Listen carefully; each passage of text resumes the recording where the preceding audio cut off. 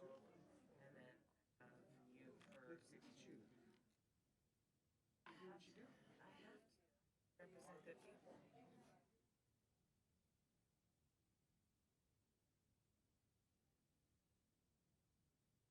I rushed over here from Lancaster. I ran over 9 squirrels, 1 cat, and a possum. Anyway, thank you.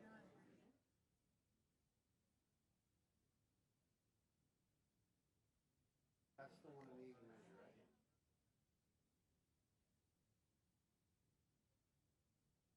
Public comments.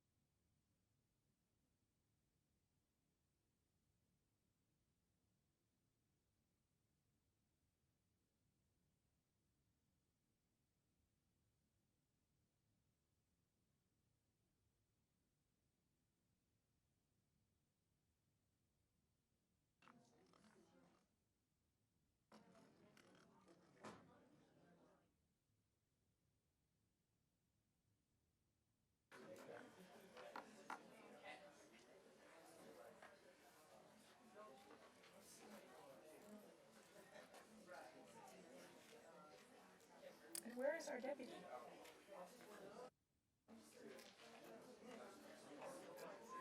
Because I've asked that they go back to where they used to be, just for the sake.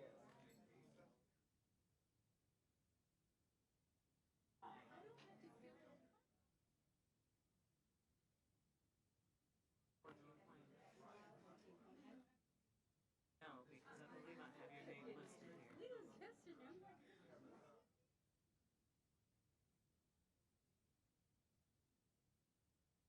you speak on it?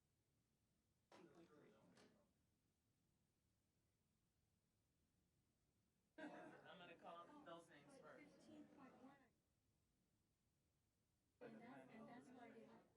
That was a regular comment. That was confusing.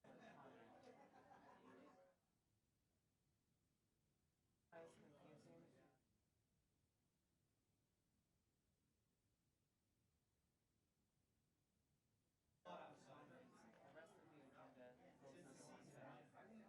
That's what Mayor was trying to explain. Okay, so each one of these. But the rest of them is the same.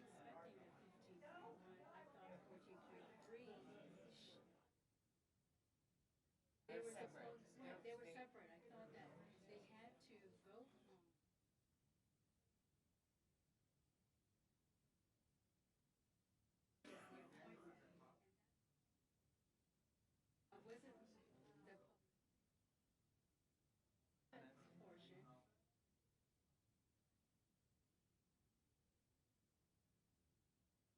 A thing on the agenda, on the appointment.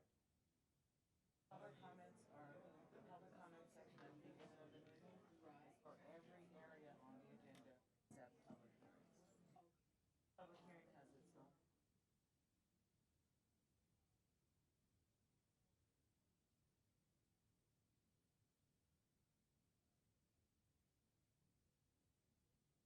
This passes. We don't comment individually on every action until we have a vote. No, they didn't. That's why you had to speak on public comment in 51. Thank you so much. You're welcome, dear.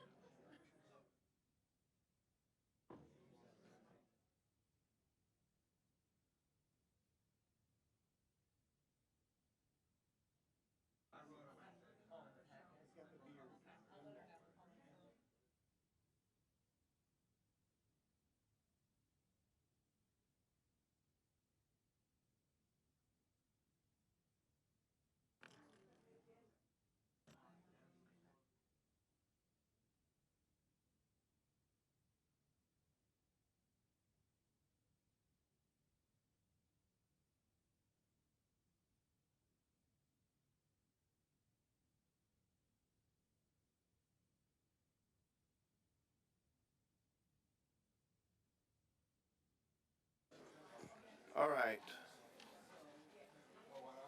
I'm going to call the meeting to order. That is to say, we're going to continue with, oh, yeah, I've got the microphone on. Thank you, Marcos. This matter was continued over from last night, and so we are now going to continue with the meeting.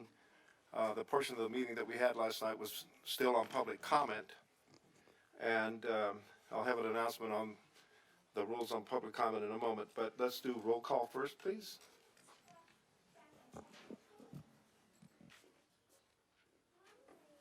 Councilmember Betancourt, Here, Councilmember Carrillo, Here. and Mayor Pro Tem Loa. Here. I'd like to make a motion to excuse Mayor Hoffbauer and Councilman Austin Bishop. Second? All in favor? Aye. Aye. Aye. Yes, so both the mayor and councilman have provided information as to why they can't be here. And that's part of the issue that we're going to be confronting here tonight. Let's do a pledge of allegiance. First of all, gentleman with the flag, would you please lead us?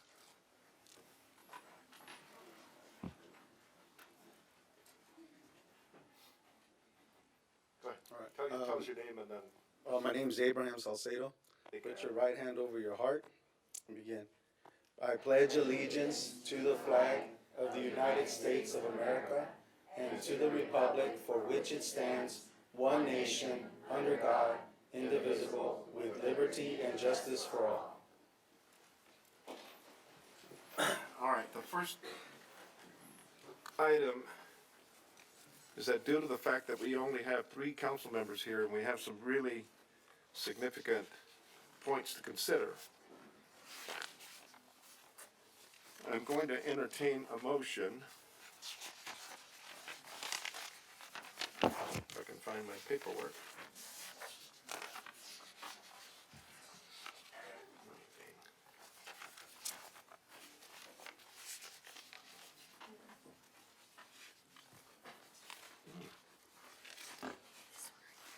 Oh.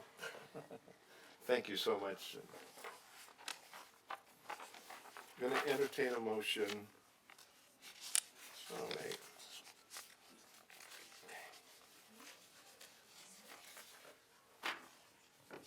First of all, separately, to take the matter up of the budget, which is 13.1, and the matter of the fees schedule, 14.2,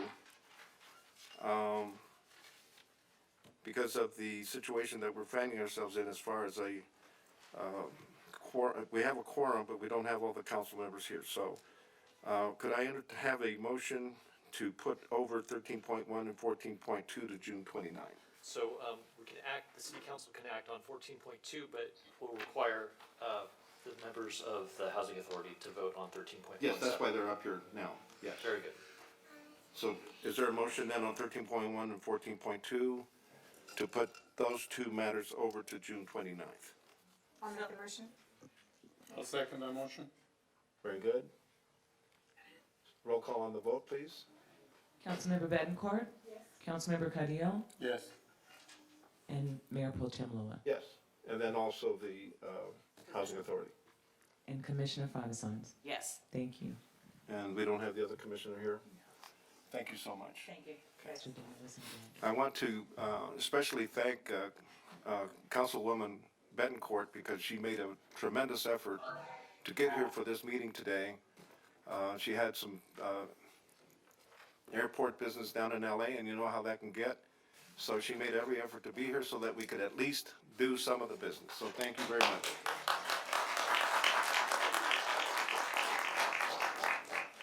All right, we're now going to continue with the, oh, wait a minute, we have other items that are going to be put over.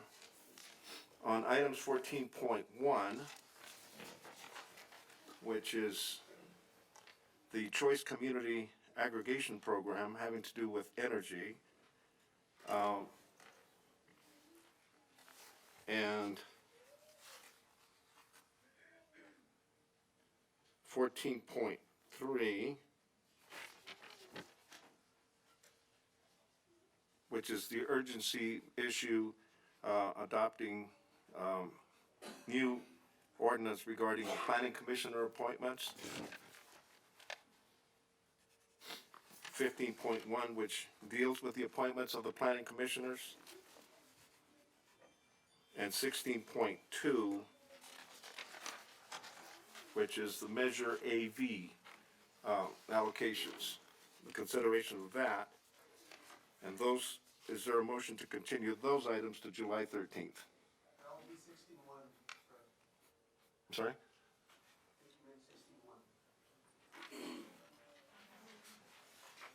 What? I think you're referring to 16.2, which is what you referred to in your motion, or, which is the 80 grant program funding. Yes, 16.2, yes. Yes. Sorry, so do we have a motion for those? Motion moved. Second? Okay, can we have a vote, please? Councilmember Bettencourt? Yes. Councilmember Carrillo? Yes. Mayor Pro Tem Loa? Yes. Thank you. So 16.2 is moved to that date on I July just want to make 13th. sure that we're all using the same agenda. It has just been done, sir. Okay? July 13th, 2022. Right? Okay? two different agendas out there? We need to have the council present, all of them, to deal with these issues. We had to pick very carefully for the budget that has to be adopted before June 30th. The fee waiver is linked to the budget issue, so those items must be acted on before June 30th, and that's what we're doing. We expect that the full council will be here on that night. The other items, we have consulted with our city attorney, can be put over to July 13th, but there's no particular urgency to those. And that's what's been done. Yeah, Thank you. there is Thank you some all. urgency on the urgency ordinance, but yes, it doesn't have to be done absolutely right then. You're correct. All right. So we started, we're gonna continue with the public comment. And so the persons who have already spoken on this portion of the agenda are not going to speak again. And I believe the city clerk has the names of those persons who have already spoken. However, persons that did not speak last night and did not turn in a card would be able to speak tonight if you've not already spoken. Do I have that right, Mr. City Attorney? That is correct. All right, so do we have another speaker at this point? Should we start with whoever's online or on the phone? Persons who have not already spoken. So we do have one hand raised. Sorry, who's that? One hand raised. Okay. Caller with the number that ends in 912. Feel free to unmute yourself.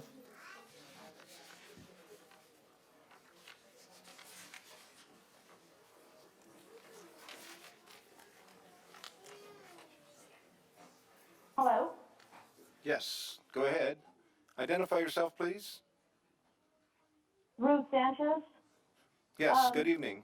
Primero, Yes, primero que todo, quisiera decirles de que estoy muy disappointed to the fact that conveniently, once again, we don't have a quorum to make a decision on the spending of the AV measure money. Second of all, I want to bring something up that is of tremendous concern to me, is for the past several meetings, several months, I've been noticing that every time I turned in my my cards with the participants that I'm bringing, they get shuffled around, and I've noticed that we don't get called in that order. Even though I have asked Ms. Smith to keep us in order when we want to make a statement and we know we only have 3 minutes and we want to continue, that doesn't happen. Well, yesterday, I happened to be sitting right in front of their desk, and I noticed that when I turned in the 11 sheets, they were shuffled out of order. And I noticed that a gentleman that turned in his sheets right after me, they were all called in order. And I was left towards the end, while I was not allowed to speak, where I should have been had the job been done correctly. Meaning, my understanding is that you're supposed to call them in the order they're received, and that has never been done.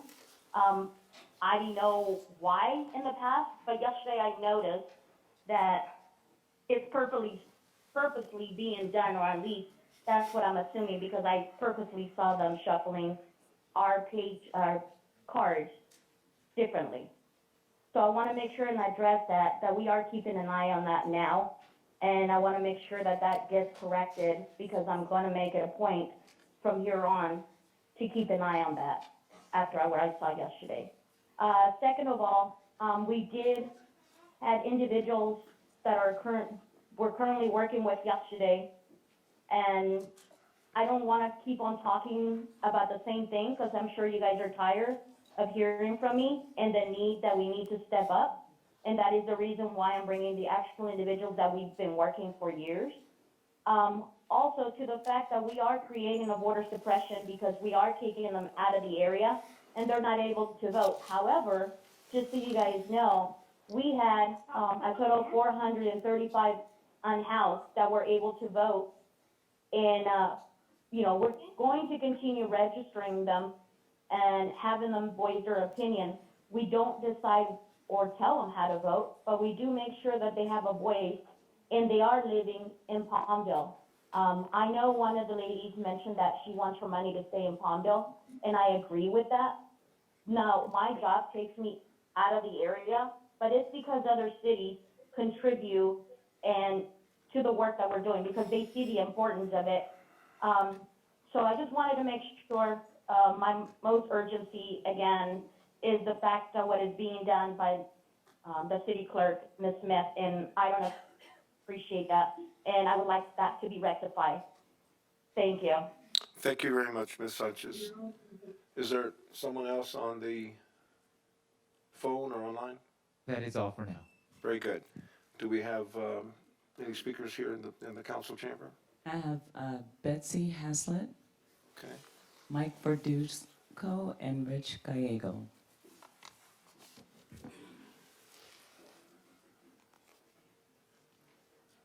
Good afternoon, I'm Betsy Haslett. I'm speaking on Measure AVV, for you to not pass it until you thoroughly search some of these groups. Some of these groups have spoken and they make continuous racist comments. Some of them, what I don't understand is why people are demanding their rights and their privileges when they don't even understand the Constitution. Please read the Constitution. All of you officers have taken an oath to the Constitution of the United States of America and the Republic of California of 1849 to uphold it and to protect it from all enemies, both foreign and domestic. But here we have these people demanding rights when they don't even understand their rights. They just demand it on what to do to be a responsible citizen.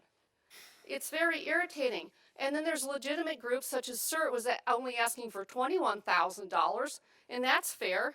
But these other groups, one with what, $355,000, but you're not going to accept it, but it's still an astronomical fee. Please check these groups out. It's just very sad to see this happening. All these people demanding their rights, but they don't read the Constitution. I just recently took the Sheriff Academy, and I was listening to people, and what they want the Sheriff Department to do is be God, but they don't want to follow the Bible and they don't want to listen to God. It's really irritating. But follow the instruction book for life, please. And then back in November 3rd, the City Council did not continue the state of emergency for Palmdale. And then March 2nd, Ordinance 1577 you passed, which requires no vax passports and no testing. Well, one of these groups that I volunteer with, that this Surza or whatever, the crazy one that wants to defund the police. Now the Sheriff Villanueva doesn't want to force the vax, but now the volunteers, they're wanting to present vax stuff, and here Palmdale just passed 1577. When is this going to get put out in the publicity? Why isn't someone from the news? They report bad things from, and they don't announce these things in the newspaper that they passed this 1577, which is no vax passports and no testing. It's just nonsense. Please, we did the flag salute to God. But how many of you really trust God and you just give him lip service? And please, Carrillo, please back down from this AV. Thank you. Thank you very much. Sir, please state your name, please. Mike Verduzco. Mike Verduzco, thank you. So, good evening. Thanks for everyone. So I'm here on behalf of PSC as well, so I'm not going to keep harping on, some of the stuff they keep saying. But I did want to touch some other elements of Measure AV, some of which, again, we're here for transparency and everything. And one of the things I found interesting was on the grading scale of who would be eligible or how you guys are grading them out of the 100-point system. Only 5% was to the organization location. Now, I know the money is supposed to be spent here for our territory, not for others. So for other businesses, entities that are, as far out as who knows, I don't think they should be, I think there should be more weight on that measurement so that we can ensure that it's being stayed here and that money doesn't get funded into some of their overheads or miscellaneous expenses where it can be easily lost in that gray area. So I think we need to revisit that. And then one of the other things I found interesting on the eligibility, they were talking about that the entities must sign funding agreements with the city that will include, but is not limited to, general legal principles, reporting, access to financial records, and audit provisions if applicable. The if applicable part, I have an issue with. So if we're saying you're gonna spend these monies and you're gonna do X, Y, Z, I would really push that we audit these things, because we saw what happened with the PPP loans. A lot of people got it and they used it the way they should have, and some people got it and we're just trying to milk the system and get some money out. So I feel that all these things that, you know, if we're giving these monies and they are going to these good purposes within our city, they should be auditable 100%, and we should follow up and make sure that that money's being spent the way they're telling you they're going to spend it. So again, full transparency. I think we need to revisit the Overwatch Committee, see, you know, are there any ties there? Really make sure that they're vetted properly. You know, we, the citizens, would like insight on why they were chosen. So again, just full transparency across the board. And again, council members, if you have affiliations, do the right thing and recuse yourself where necessary. You know, again, part of PSC, you know where we're coming from. So again, that's all I'm here for, full transparency, and really track the money. Where is it going? Thank you. Thank you, sir.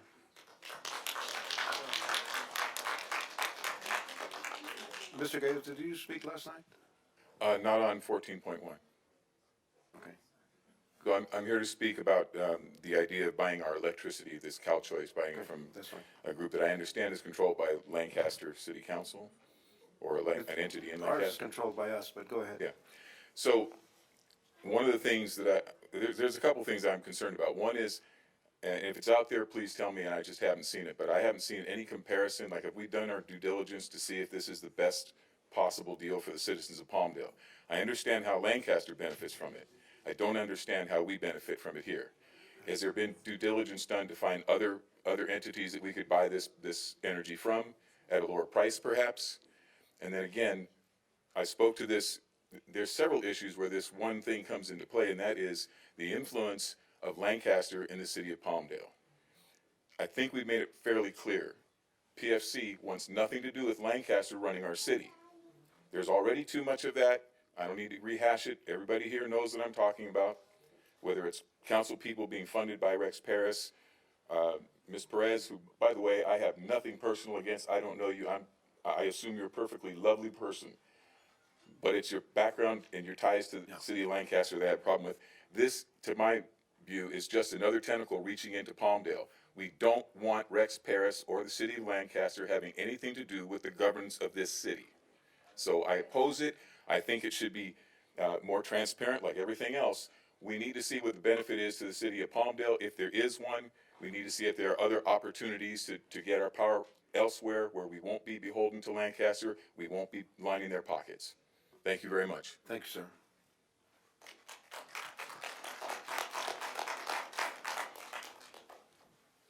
Mr. Yul Gavarius, Jaylene Mr. Gavargas, is he here tonight? Gavargas.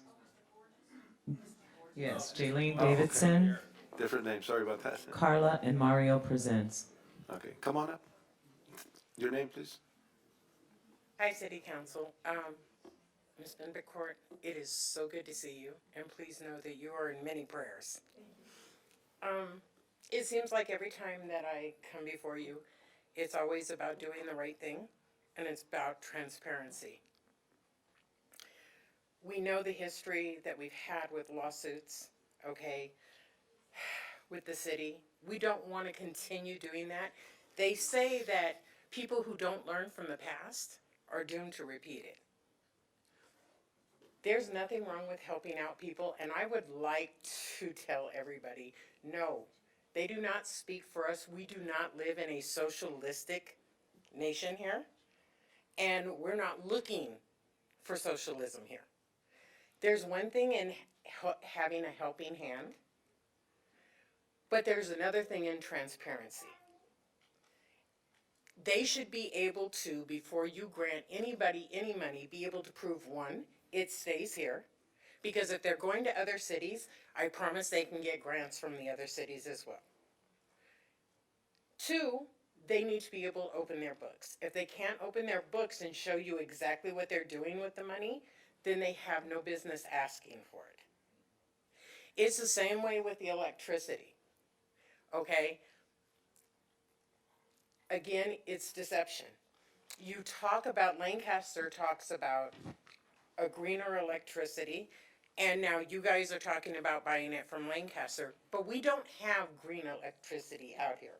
You don't run off of just green electricity. There are two bills when you do this. You still have to pay Edison. Are you letting them know? Because Lancaster didn't let Lancaster residents know that they still would have to pay Edison as well as a higher cost. They guaranteed it'd be lower cost, a greener efficiency, and none of that came to be. Please don't follow suit with that. Deception always comes back to bite you. We're supporting you as long as you do what is right. But when you don't do what's right, maybe people didn't speak up before, but people are watching now. You also know that on AV, Juan Carrillo, that some of the people asking for money have supported your campaign. It is illegal for you to vote on this and hand them money, and it's just morally wrong. You really do need to do the right thing and recuse yourself. I'm going to ask this council what I have always asked this council for, is to do the right thing, to stand up and be transparent. And then we will stand behind you. But there's no way we're going to watch you do something that's deceptive and not call. So, please, again, thank you. Thank you very much.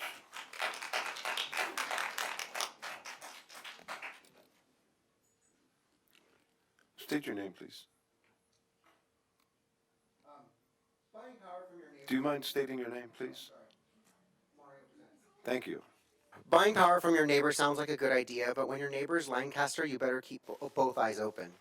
The CCA contract that ensures Palmdale buys power from Lancaster starting in October has been shrouded in secrecy.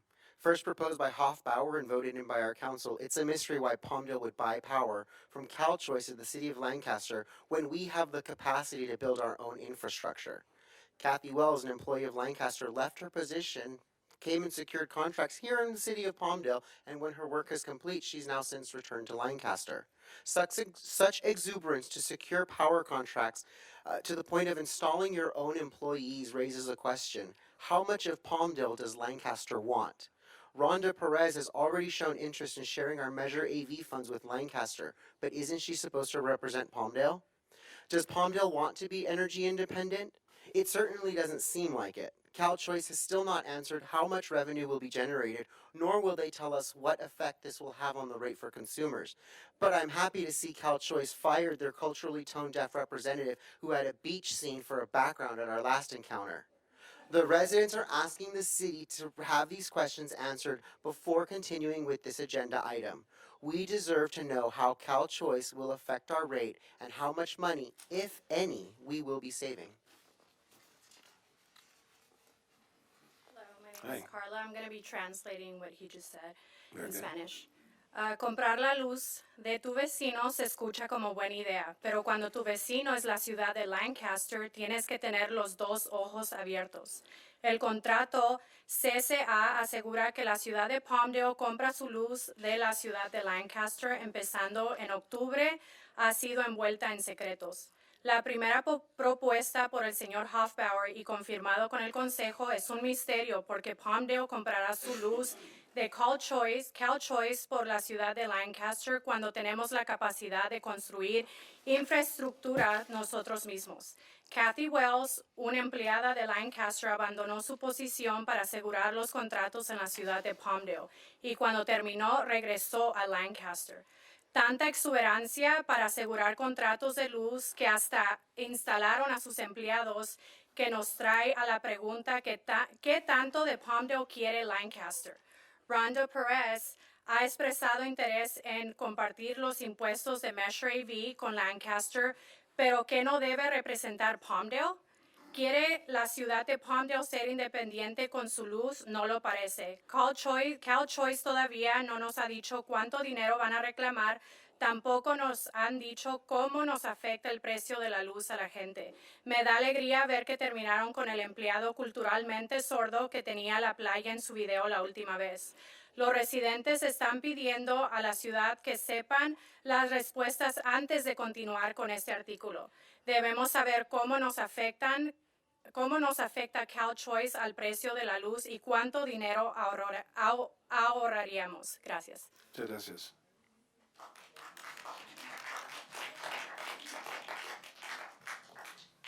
Eugene Hernandez. Gene, you're not covering the same topics as last night, right? No, Okay. it's on 16.2. Thank you, Mr. Hernandez. As I travel around Palmdale, what I've noticed is that all these hotels here, their parking lots are always empty, and the motels too.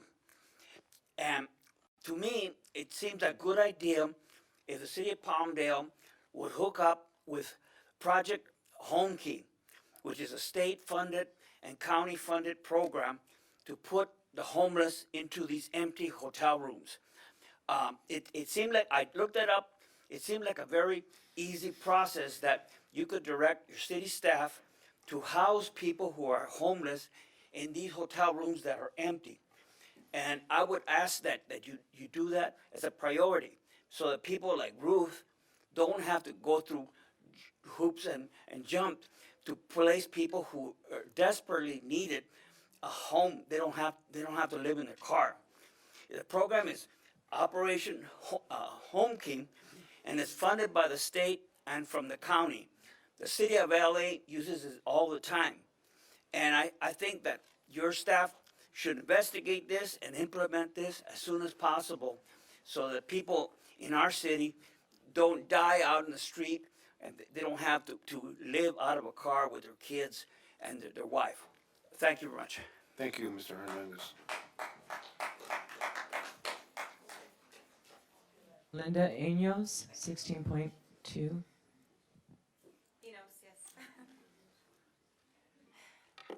Hello, I'm Linda Enos.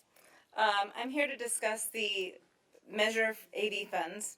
I'm a business owner here in Palmdale, as well as the head of a nonprofit organization. A nonprofit organization that, by the way, did not ask for any funds from Measure AV, so I have no interest in having anything allocated. It's self-funded. I'm of Mexican descent. My mom came here for a better life.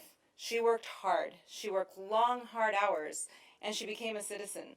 She did things the right way. I have family members that have also done things and came through and worked hard by the sweat of their brow. Not against a hand up, but what most of these groups seem to be asking for is a hand out. I was watching last night.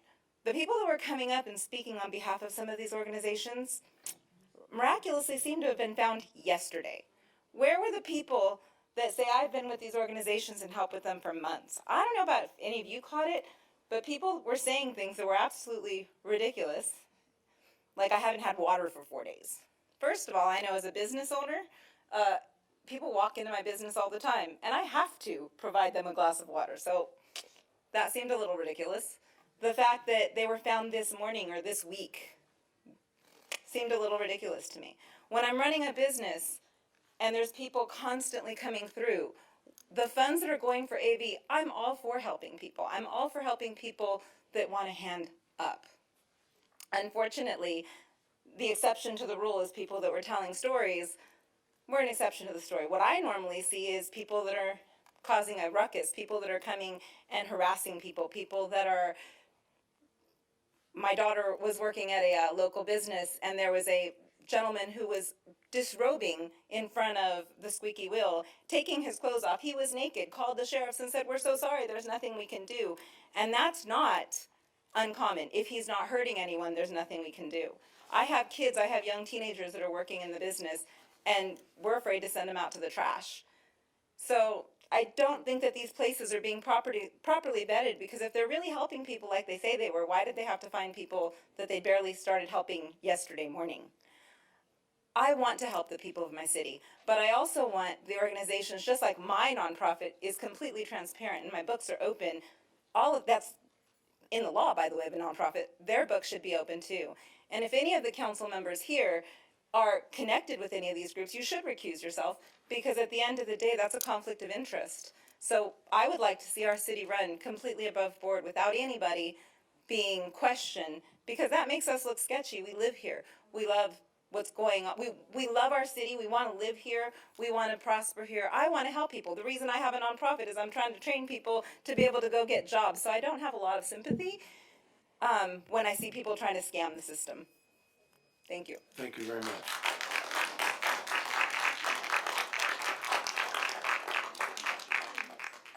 John Hardestry. And Marcos Alvarez. John Hardesty, good evening, council, and I wish Mayor Hoffbauer was here to hear my words. The words that everybody last night and today carry a tremendous amount of weight. The words that I want to say, I speak for God because they come from His Word. In Proverbs 16, this is the 16th of June. We read this morning. The plans of the heart belong to man, but the answer of the tongue is from the Lord. And these are only some of the words, some select verses. Everyone who is proud in heart is an abomination to the Lord. Assuredly, he will not be unpunished. When a man's ways are pleasing to the Lord, he makes even his enemies to be at peace with him. Better is a little with righteousness than great income with injustice. The mind of man plans his way, but the Lord directs his steps. A just balance and scales belong to the Lord. All the weights of the bag are his concern. Understanding is a fountain of life to the one who has it. But the discipline of fools is folly, and that word discipline there is the word instruction. And we are all here today and yesterday for you to hear our instruction, because that's kind of what this venue is for, is we get to hopefully teach you something. But who among us, yesterday and today, are wise? Might want to take heed to the wise man and make your decision accordingly. There is a way which seems right to a man, but its end is the way of death. This could apply to any one of us. I could think that I'm right all the time, but it's not necessarily the case. Its end could be the way of death. A worker's appetite works, for his hunger urges him on. Let that just speak for itself. On the other hand, a worthless man digs up evil, while his words are like a scorching fire. The lot is cast into the lap. It's cast into your lap today, or whenever it is you vote on these measures. But it's every decision is from the Lord. And those decisions ought to be the just decisions for equality and the lawful decision. And what I would request is a copy of whatever the tax was levied, that we get a copy of the contract between the city and the people. Is that fair to ask? Could we get a copy of the contract? I think there's a process for obtaining documentation, Okay, that would be great. assuming it's not confidential. Okay, No, if there's any confidential matter, that will be excluded, but there's a process for all that. okay, great. Thank you very much. Thank you. Marcos Alvarez. You already spoke? Okay, thank you. Okay. I have public comment requests for the public hearings, Um, 14.3 and City Attorney. 14.2. Given that those items have been continued, it's typical that you would not allow the comment to occur tonight. Rather, it would be at the meeting where that item would be Should allow it now. considered. We should allow it now? Not allow it now? I'm saying it is typical that you would not allow it. Okay. All right, so we'll wait on that until the public hearings are brought forward. Sounds good. So I will speak on those points then. My name is Rosie Maynella. Which item are you commenting on? And public comment. Okay. Yeah, all general. So I was at the meeting here yesterday, and I just wanted to thank you guys for having like a really strong constitution. There was a lot of stones being thrown, and I wouldn't want to be in your seats. But you're doing such a great job, and I thank you for that. I've lived here in the Antelope Valley for the last 32 years, so I've seen a lot of changes happen. Right now, we're having to do water rationing, right? Because we're having a water shortage. Yet we're building a lot of apartments all over the place, which will bring a lot more people that use water. So that doesn't make sense to me, but I'm sure that you guys have a wise plan somewhere. Yesterday we were talking about a lot of homeless people that were here in our city, and that we want to do something to help them out. I agree. I've been homeless in the past. We lived in a car with my 4 brothers, and so I know what homelessness is all about. And so I have a soft heart for that, but at the same time, I think that we need to be wise about it. We did pass Proposition H that provided funding through LASA, and LASA is being run by Valley Oasis. That's why those women kept on mentioning Valley Oasis. I've been calling Valley Oasis. That's because they have the grant, they have the funding to house these people. And so maybe they just need more hands on deck to get the job done.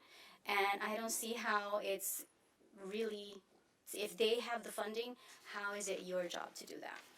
So maybe Ruth Sanchez can speak to LASA and get a contract too, since she's already doing the work well, right? So she should get the funding. And so I heard something about commissioners that the city of Palmdale is getting rid of commissioners, and I don't understand why, and is there somewhere where I can find the reasons for that? As far as I know, all the commissioners that I have met have done their job well, and they are people that want to make the world a better place. I know that one of them was a Girl Scout troop leader when I was a Girl Scout troop leader. So I don't understand why we're trying to get rid of good people. So if they're doing their job, they're doing it well, I don't understand why we keep on, getting rid of good people. And the fact that Ms. Perez comes from another place, maybe she just needs more hands on deck to get all the work done that was left for her to do. Remember that J.G. Murphy was the city manager, and then Rhonda just came in to learn from him or to, assist, and now she's got the whole job all to herself. Time. So maybe give her some more staff. All right, time. Thank you very much. Just a brief comment on the commissioners. There's an adjustment because the city's gone from 4 districts and an elected mayor to 5 districts. And so we have to accommodate that situation. The likelihood is that current planning commissioners will be reappointed. There's a process that's going to be followed for that. But we recognize that there's good people on that planning commission. So that's the reason it's happening. Ms. Smith? The only other names that I have, Mayor Pro Tem Loa, are for the public hearings that have been tabled, unless those folks are allowed to come up. That's all I have at this time. Right. All the public hearings will be put over to the dates that were indicated previously. Yes, sir. We have someone online? Yes, I have one. And I have one more hand raised. What item are they addressing? I'm not sure. Can we find out? Eric Olson, feel free to unmute yourself. Am I being heard? Mr. Olson, yes, you're being heard. What item are you referring to, sir? I'm calling in about the Measure AV and the grant disbursements. Okay, those matters have been continued, and the Well, public comment will everybody continue. else, The public everybody comment will else continue there, at that time. everybody, well, this is general comment then. Everybody else spoke on that. And so I would like 3 minutes as well. If you stay away from the public hearings, we're good. If you're going to discuss other general matters, that's fine. No, just, great. I just want to state that the speakers yesterday and today have been saying that there was no transparency in the grant process, and I disagree. Staff made a presentation to the council of how the process would work. They made a presentation to the oversight committee.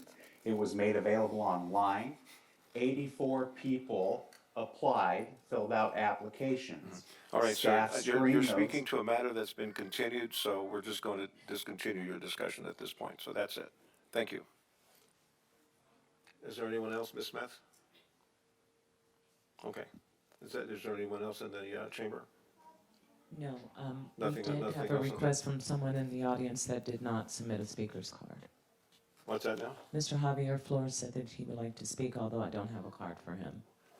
Are you talking about something other than the public hearings, Mr. Flores? Okay, come on up.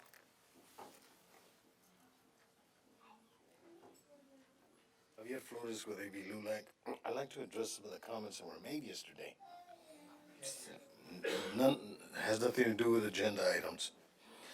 So at yesterday's Palmdale City Council meeting, many members of the Freedom Coalition expressed some of the vilest anti-immigrant sentiments we've heard in public forum in a very long time. These individuals did not hold back during their hate-filled diatribe, causing many of us to gasp incredulously. Their main focus of complaint seemed to be that their tax dollars via AV measure funds were being spent to serve the undocumented. They used another word. They did not want a single cent going to serve this community. Never mind that the migrant population in Palmdale is 40,000, and only a small portion are undocumented. Approximately 88% are here legally. Never mind that 65% or 110,500 people of the Palmdale population is Latino, and that the vast majority support the immigrant community, many of whom are family members. Never mind that elected officials have a constitutional obligation to represent every single resident of the city, and that tenant, as old as the country itself, no taxation without representation, is a bedrock of our Constitution. You know, they keep talking about knowing the Constitution. They don't know it. Immigrants are afforded service. All right, go ahead, Mr. Flores. Yeah, we're going to give each person an opportunity to make their statement. And give Mr. Flores another 10 seconds thereafter. Go ahead. Immigrants are afforded services to the U.S. partially because of this principle, which comes into vogue because they pay taxes. What sense does it make to keep immigrant children from receiving an education as Prop 187 once proposed? What sense to keep them from receiving health services? Can we not see that this would ultimately end up hurting ourselves? The COVID crisis exposed the most vulnerable and disadvantaged. Immigrants comprise a large portion of this population, and it is imperative that resources focus on them, especially now that that inflation is taking yet another toll. Excuse me. And the city is in a novel position to help mitigate this problem. AV LULAC long believed that there might be a link between today's Freedom Coalition and the Minutemen of the recent past. Their xenophobic rants are almost identical. We wonder if they know that the immigrant community, because of their large youth population, stands to rescue Social Security, which is set to expire in 10 to 15 years. If you want to stop Social Security benefits sooner, stop immigration from Latin American countries and watch what happens. Finally, for all of you who would consider yourselves Christians, know that the Bible admonishes one to be hospitable to foreigners and sojourners. They don't use the word immigrant. They use foreigners and sojourners hundreds of times. And in some places they say penalty of death if you do not. Now, you guys have an obligation to let them speak because they have freedom of speech, but you also have an obligation to us in condemning the kinds of comments that were made yesterday. They were so vile. They were so vile and so racist. We want you to condemn them. Mr. Flores, time is up. Time is up. Time is up. All right. We're not gonna have catcalling like that, so that's it. All right. Is there anyone else? So, we're not going to comment back and forth that way, okay? We're just not gonna do that. Order. Mr. Flores, you're done, sir. Thank you for your comments. Appreciate it.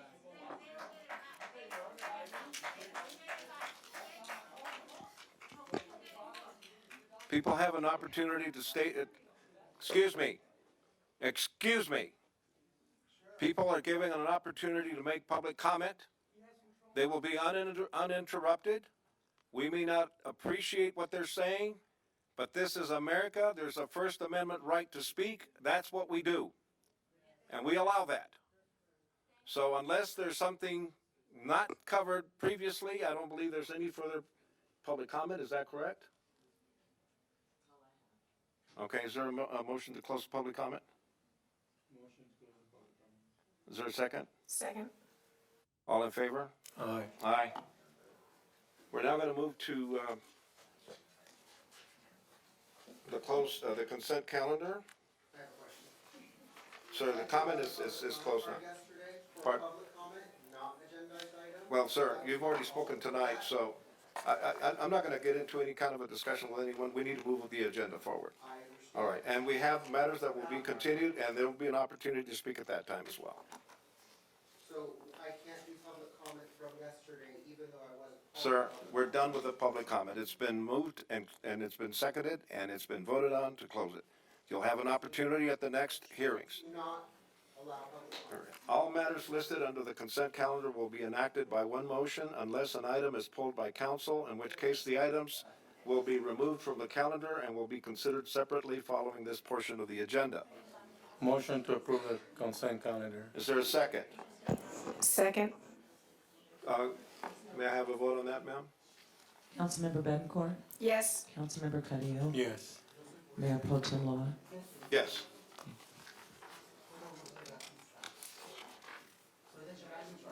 You're talking to Richard. Yes. I'm sorry, what?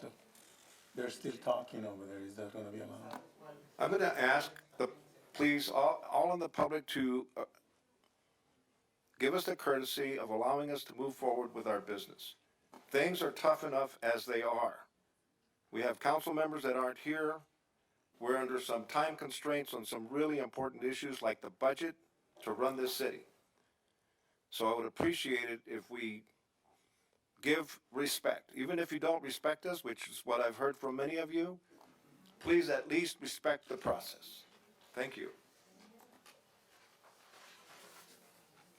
All right, so the consent calendar has been adopted.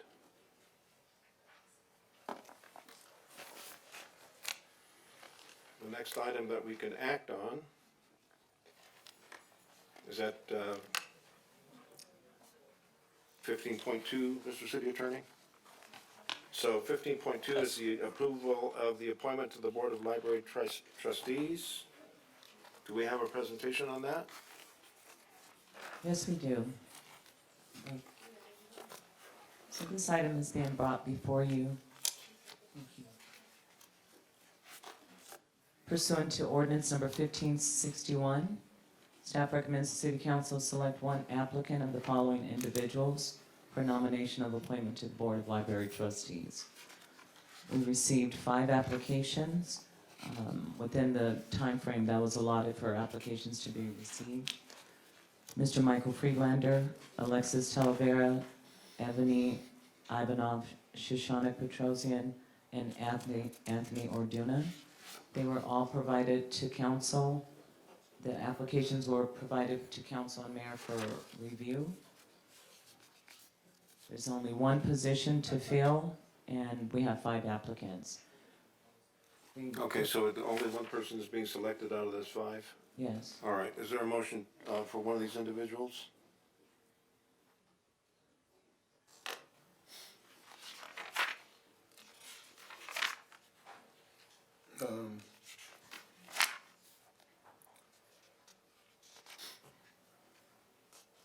I don't have a specific individual in mind. I'll move to approve Michael Friedlander.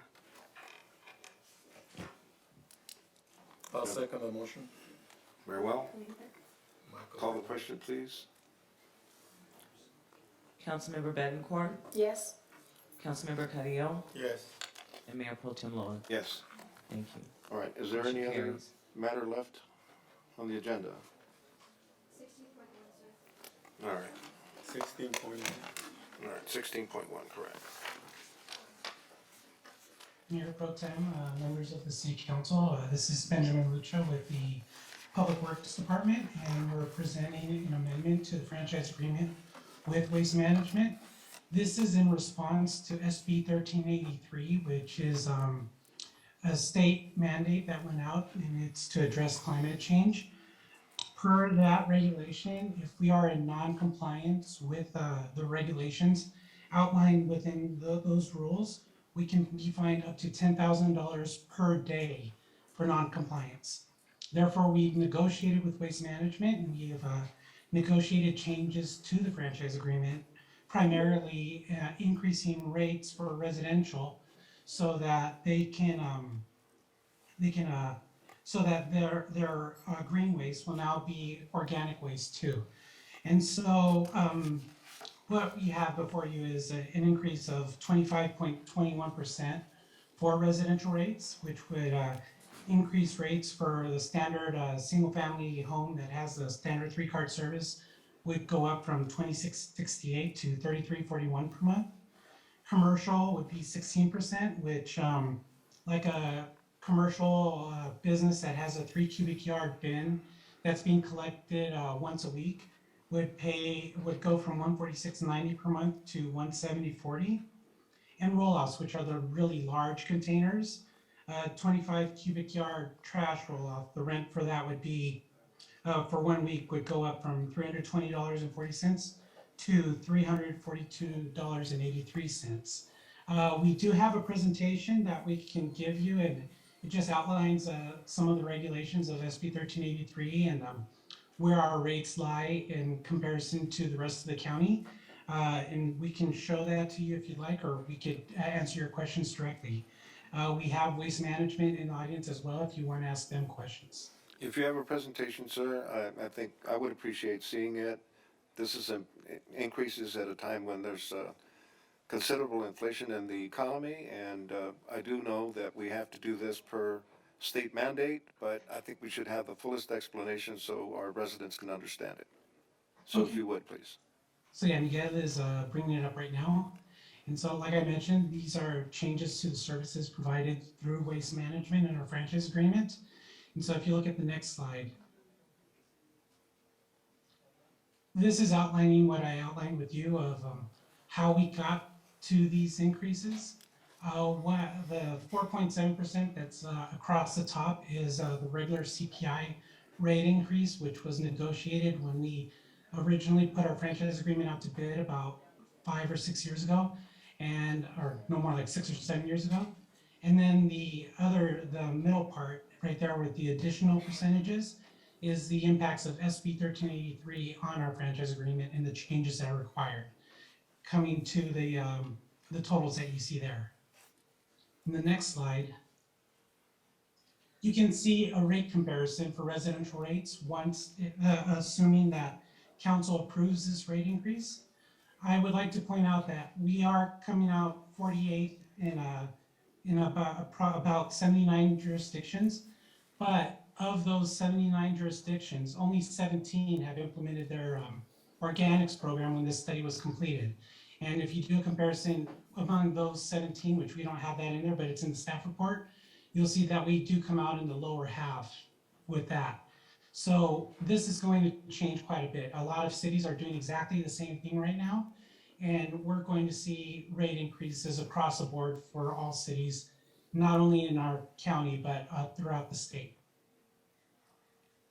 That's because all cities in the state are going to be required to move over to this system, right? Yes, yes, it is a state mandate, and the state has made it pretty clear that they're going to be strict about it. Just to give you an idea of how strict they're going to be, I mentioned the fines that could be assessed, and we just recently received an announcement that the agency, the Department of Resources, Recycling, and Recovery, has actually established a new branch within their department, and it's called JACE, the Jurisdiction and Agency Compliance and Enforcement Branch. So compliance and enforcement shows that how serious they are taking these regulations and how much they are looking to cities to implement them. So the If you look at the municipality, next comparison, the municipalities could be fined on a daily basis while there's non-compliance, is my understanding. yes, and it can range depending on what you're found in non-compliance for.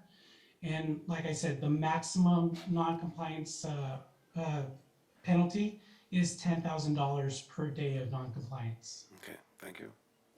No problem. And here's just a comparison for a 3 cubic yard bin, like I mentioned. And there you can see we ranked 29 compared to the other cities. And again, a lot of these cities have not implemented their organics program at the time of this study. And so you'll see a change across the board here as well. In the next slide, starting on July 5th, this is already happening, where you're seeing a cart color transition where little by little, when people are asking for their carts to be replaced, they're noticing that they look different than the carts of their neighbors. And the reason why we're doing that is because the state is requiring us to do that. That is a part of SB 1383, and it comes at a cost. These carts are not cheap. They're pretty expensive, but at least the state is allowing us to slowly implement it and to do it as we replace carts instead of just doing over the course of a few months of replacing all these carts. But that is why neighborhoods are seeing that some neighbors have one colored cart and some have the other. It's just we're transitioning to the state approved cart colors. And in the next slide, here's where you can see the changes that are going to start on July 5th. As you can see, for organic waste, it's no longer a green waste container; it's an organic waste container. And as you can see there, on the bottom half, the top part, that's what we're putting in our green waste container. After July 5th, what you see under that, the organic waste will now go into those containers as well. So leftovers, food scraps from cooking, etc., will now go in that container along with your green waste. Trash, there hasn't been as much of a change. Recycling hasn't changed much either, but another requirement of SB 1383 is we need to monitor the quality of our recyclables and our organic waste. And Palmdale, we're very guilty of contaminating our loads, and we have to take measures to prevent it. And so we're going to have to work very closely with waste management to monitor that. Of course, we're given a period of time where we can actually warn our residents and tell them, look, you're contaminating your recyclables or you're contaminating your organic waste. Here's some guides on what goes where so we can prevent it. But after a while, the state is looking to us to not only monitor and to review what's going in the containers, but to assess penalties to the residents and businesses who are non-compliant. I believe that's the last slide. Oh no, here's a definition of organic waste.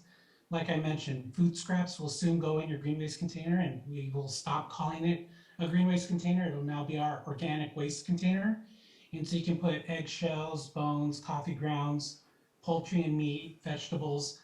But then also there's materials that are considered regular recyclables that we weren't putting in our recycling container because they were food soiled, such as pizza boxes is my favorite example.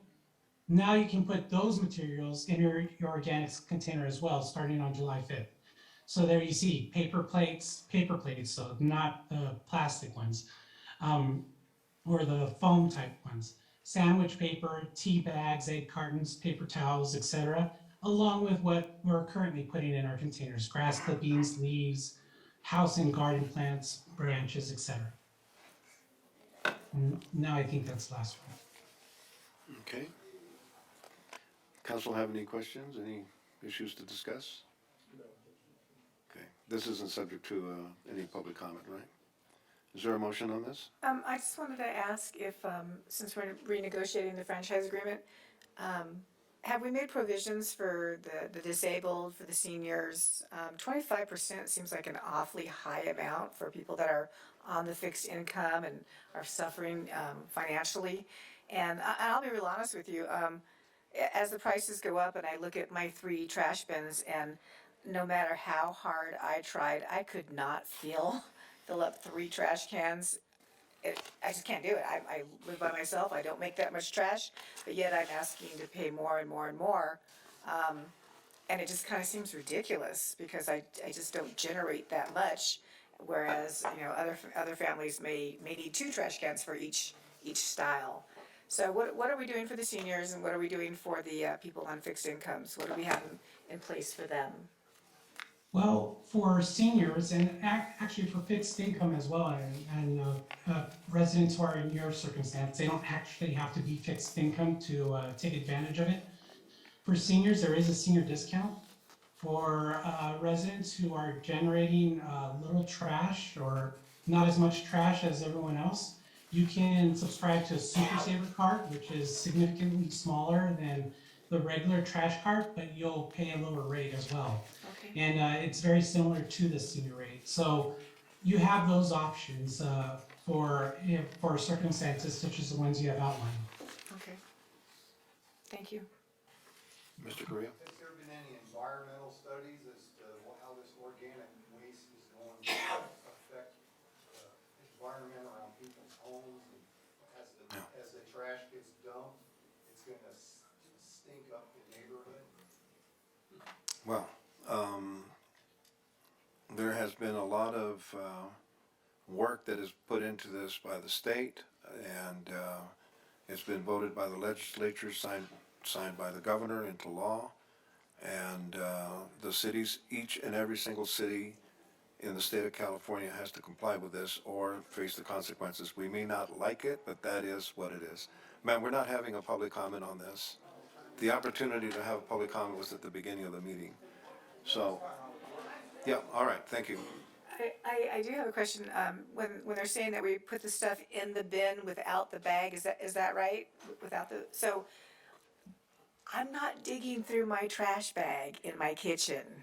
I'm not gonna take it out to the can in the backyard, start digging through my kitchen trash to take my food stuff and put it in the big bin. What is your solution to that issue?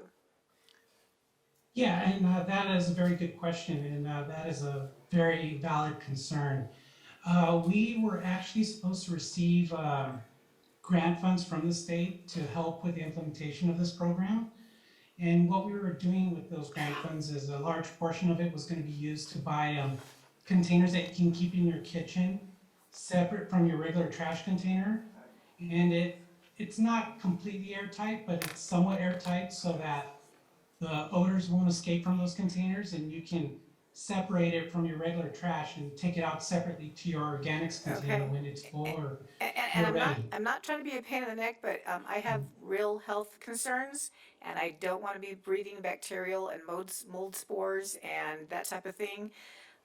So there's just the thought of me digging through my trash that I'm going to glove up like a hazmat person to do it. So there's a lot of people like me that are going to wonder how we're going to get from point A to point B. So when this actually rolls out, we need to do a really big public service campaign and let the public know how we're going to get this accomplished to meet the state regulations and still be healthy within our homes, healthy within our neighborhoods, with our kids, our pets, our neighbors, the smells. This is gonna be a big change, so I hope that the city is gonna work very closely with waste management and any stakeholders involved, who have input on this, to accomplish what the state's required us to do. Good. Yes, we're currently working on an outreach plan and how to get out in the community and how to help our residents. So that is definitely a major plan for us for this upcoming fiscal year, where we're gonna have a strong presence in a lot of events and in a lot of locations for that specific reason, to help our residents out with their efforts to comply with the state mandates. Okay. That's an excellent point that's been brought up, Ms. Bettencourt. I totally agree with that. Mr. Carrillo, do you have something? All right, I believe that is the balance of the agenda that we're dealing with today. So is there a motion to adjourn? I'd like to make a point of order. No, Mr. Zink, we're not doing that. Under the law. No, Mr. Zink, we're not, no, we're not. Under Robert's Rules of Order. Okay, Mr. Zink, please, sir, with due respect, please, I ask you, With respect to the public, you have to allow the public comment after an item. Because the public hasn't even heard the report, so how do they know how to respond to anything or any of your comments until we've heard the report? You can't have the public comments. okay, Mr. Zink, you're making a statement anyway. No, it's common sense. All right. Mr. It's a Zink, point of order. I'm asking you to not comment further, please. All right? Is there a motion on this item? Motion to approve. Is there a second? Second? Call for the vote, please. Councilmember Bettencourt, Yes? Councilmember Carrillo, Yes. Mayor Pro Tem Loa. Yes. All right, Thank now you, we've motion reached the carries. balance of the agenda, right? Is there a motion to adjourn? Motion to adjourn. I'll second it. Sorry, All right. I didn't This is, press my this is, button. it's moved to adjourn to June 29th.